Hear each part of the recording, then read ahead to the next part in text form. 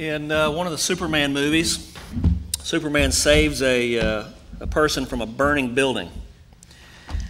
And one of the questions that the man had when after he'd been saved from the burning building, he was worried that he'd be dropped on the way to safety.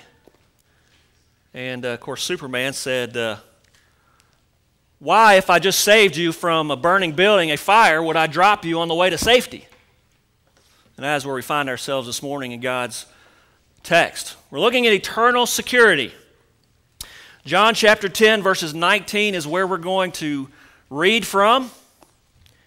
And forget the name of the song, but there's a country song that says, I think it's a country song.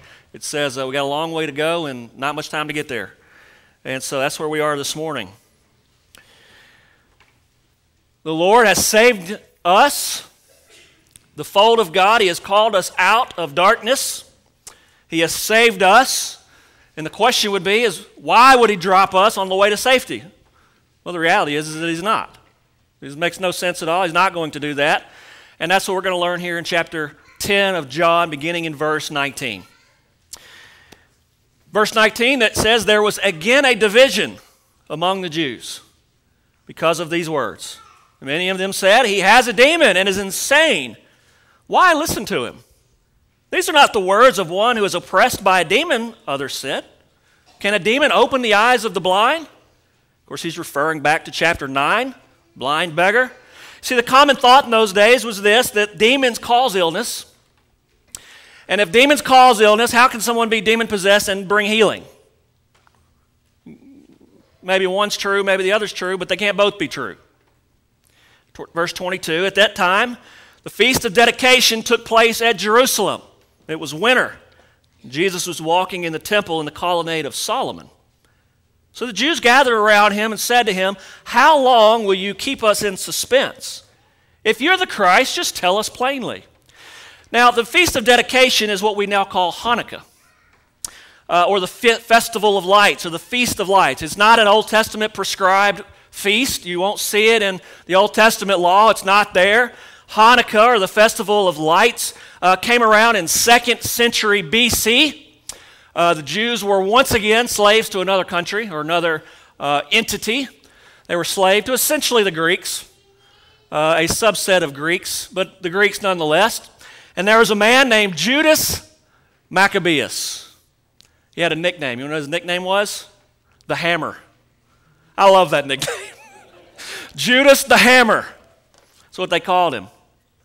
And Judas the Hammer, Judas Maccabeus, had led a Jewish revolt against their overlords. 160 years later, during Jesus' time, Jewish resentment was running high, because guess what was going on in the life of these Jews again? They were once again under the control of another nation. This time it wasn't the Greeks, it was the Romans. It wasn't the Syrians, it was the Persians. It wasn't the Egyptians, it was somebody else. But in this particular case, it's the Romans. So Jesus is alive. The Romans have control of the Jews. They're under the thumb of the Romans. And so the Jews, what are they looking for during the feast where they remember? See, Judas the Hammer had set up Hanukkah as a remembrance of when they were freed from the Greek control. And so they set this annual feast up because they like to eat. Jews would make great Baptists, right? Because we love to eat, right? They love to eat. They love a festival. Who doesn't? And so during this festival where they are celebrating their release from Greek control, from the work of Judas Maccabeus, Judas the Hammer, they are seeking another political or military leader, just like Judas was. And so they thought that was their most pressing need at the time. And so in this verse 24, they are asking Jesus, "Are you the Christ? Are you the anointed one?"